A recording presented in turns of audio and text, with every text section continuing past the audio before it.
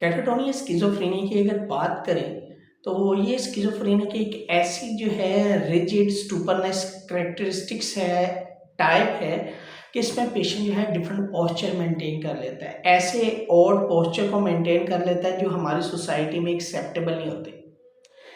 कोई भी किसी भी किस्म का पोस्चर जो है वो मेंटेन कर सकता है।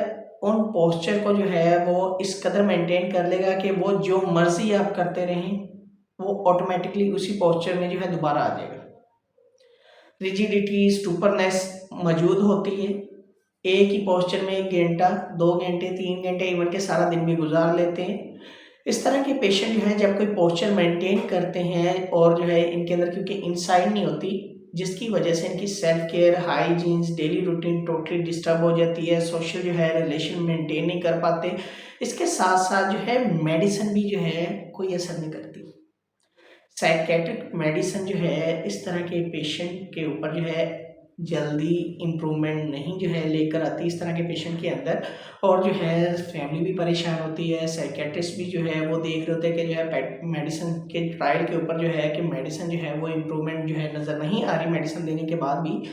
तो ये पेशेंट जो है अक्सर जो है इनको ईसीटी, इलेक्ट्रिक कन्वल्सिव थेरेपी जो है वो doctor, psychiatrist, general medical specialist और इसके साथ-साथ साइकोलॉजिस्ट की टीम जो है रिकमेंड करती है कि जो है इनके लिए ईसीटी ज़रूरी है। क्योंकि मेडिसिन की वजह से इम्प्रूवमेंट तो नज़र नहीं आ रही, फैमिली जो है मज़ीद जो है परेशान होती जा रही है, पेशेंट जो है वो मज़ीद जो है बद से बदतर जो है वो होता जा रहा है।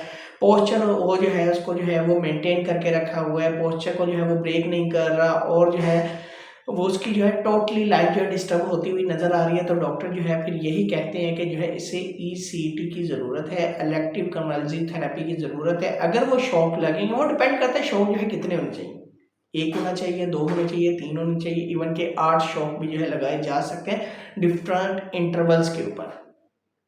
तो वो डिपेंड करता है कि कितनी की बेहतरी आती है। हर शॉक के बाद जो है उसके अंदर इम्प्रूवमेंट देखी जाती है, साथ में मेडिसिन भी दी जाती है। ये नहीं कि मेडिसिन नहीं दी जाती, मेडिसिन दी जाती है। और जो है ये भी देखा जाता है कि ये शॉक जो है, ये जो ट्रीटमेंट है, इसकी इम्प्लीमेंटेशन के बाद जो है कितनी पेशेंट के अंदर जो है इम्प्रूवमेंट आई है। तो कैटाटोनिक स्किज़ोफ्रेनिया में अक्सर जो है ईसीटी ज़रूरी होती है। अगर जो है ईसीटी जो है हम नहीं लगाएँगे, मेडिसिन से बहुत ज़्यादा स्लो इम्प्रूवमेंट आएगी और वो जो महीनों या दिनों की बात होगी वो जो है सालों पर भी चली जाएगी, क्योंकि मेडिसिन जो है स्लो एंड स्टेडी जो है वर्क कर रही होती है।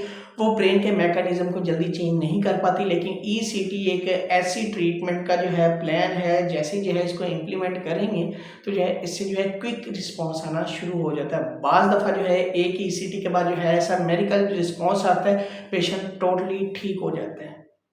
लेकिन मेडिसिन फिर भी चलती रहती है। तो ये जो एक कैटाटोनिक स्किज़ोफ्रेनिया होता है ना, इसमें मरीज़ जो है अपने पोस्चर को, कोई भी पोस्चर किसी भी तरह का जो है वो बना सकता है। एक टाँग पे खड़ा हो सकता है, एक बाजू को ऊपर करके खड़ा हो सकता है, या जो है किसी और तरह का रोबोटिक लाइक जो है पोस्चर को मेंटेन कर सकता है। तो उस पोस्चर को जो है ब्रेक करने के लिए, ब्रेन को एक्टिव करने के लिए, उसके अंदर इनसाइट पैदा करने के लिए जो है ईसीटी ज़रूरी होती है, ताकि जो है वो ब्रेन जो है एक्टिव हो जाए फौरी तौर पर। और उसके साथ मेडिसिन भी जो है दी जाती है, ताकि जो है मेडिसिन भी जो है कुछ चेंजेस लेकर आए मरीज़ के अंदर, और इसके साथ-साथ जो है इनकी काउंसलिंग भी करी जाती है। तो बड़ा क्रिटिकल फेज़ होता है फैमिली के लिए, फैमिली काउंसलिंग इसमें बहुत ज़्यादा ज़रूरी होती है, क्योंकि फैमिली जो है ईसीटी ट्रीटमेंट को फर्स्ट ऑफ ऑल एक्सेप्ट नहीं करती। वो इस बात से डरते हैं, जो हमारे जो है यहाँ मिथ्स बनी हुई है, स्टिग्माटाइज़ हैं चीज़ें, और जो है उस वजह से वो ईसीटी नहीं करवाते। लेकिन ईसीटी के बाद जो है बड़े अच्छे जो है उनके प्रोग्नोसिस के जो है वो चांसेस होते हैं।